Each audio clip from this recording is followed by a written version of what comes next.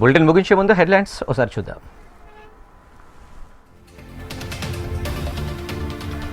తెలంగాణలో ముగిసిన municipal polling, strong రూమ్లో అభ్యర్థుల భవితవ్యం, ఎల్లుండి రిజల్ట్.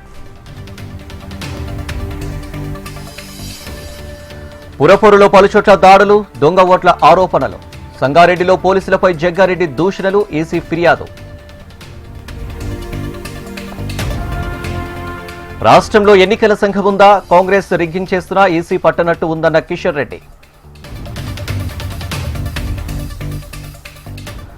ఎన్నికలో అడుగడుగున కాంగ్రెస్ ది అధికార దుర్వినియోగమన్న హరీష్. ఓటమి భయంతోనే రేవంత్ దౌర్జన్యకాండకు దిగారన్న కేటీఆర్.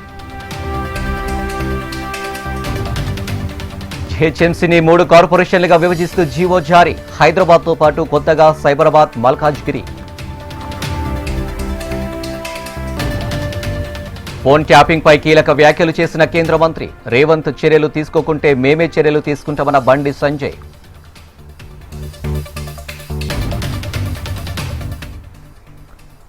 హైదరాబాద్ ఉప్పల్ బగాయత్లో శిలాఫలకాలను ధ్వంసం చేసిన దుండగులు. కాంగ్రెస్, బీఆర్ఎస్ నాయకులు ఒకరిపై ఒకరు పోలీసులకు ఫిర్యాదు.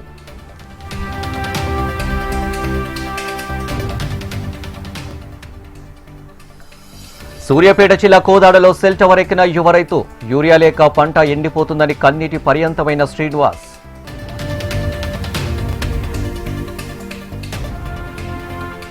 వనపర్తి జిల్లాలో పేలిన గ్యాస్ సిలిండర్. ఖాళీ బూడిదైన సామాగ్రి, సురక్షితంగా బయటపడ్డ కుటుంబ సభ్యులు.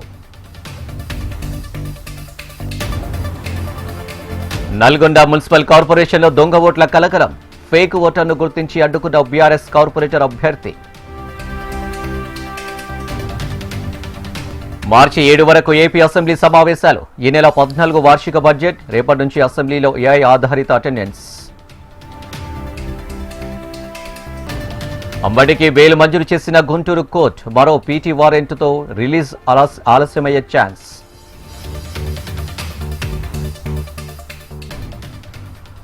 ఏపీ మంత్రి కందుల దుర్గేష్కు మావోయిస్టుల పేరుతో బెదిరింపు లేఖ.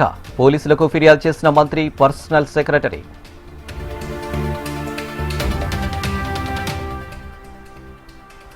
మద్రాసులో మ్యూజిక్ లెర్నింగ్ అండ్ రీసెర్చ్ కేంద్రం ఏర్పాటు. ఇళయరాజాతో సంగీత పాఠాలు చెప్పించనున్న ఐఐటి మద్రాస్.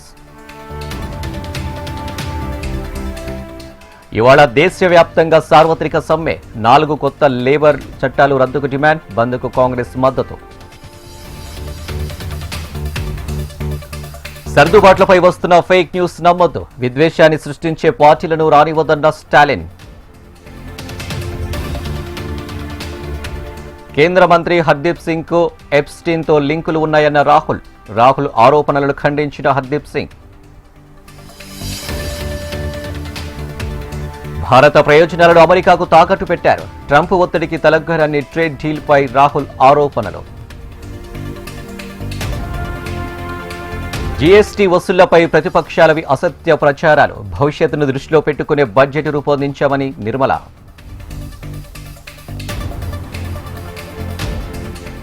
థాయిలాండ్లోని సోంక్లాలో కాల్పులు. 34 మంది మృతి. విచారణకు ఆదేశించిన ప్రభుత్వం.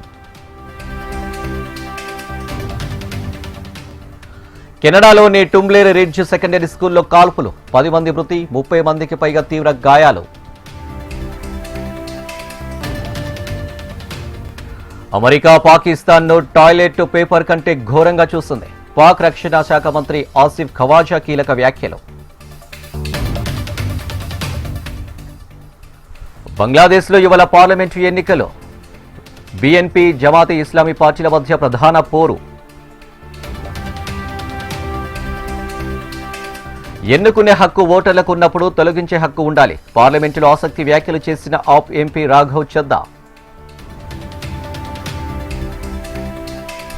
T20 వరల్డ్ కప్ లో ఇవాళ భారత్ వర్సెస్ నమీబియా. ఢిల్లీ వేదికగా రాత్రి 7 గంటలకు మ్యాచ్.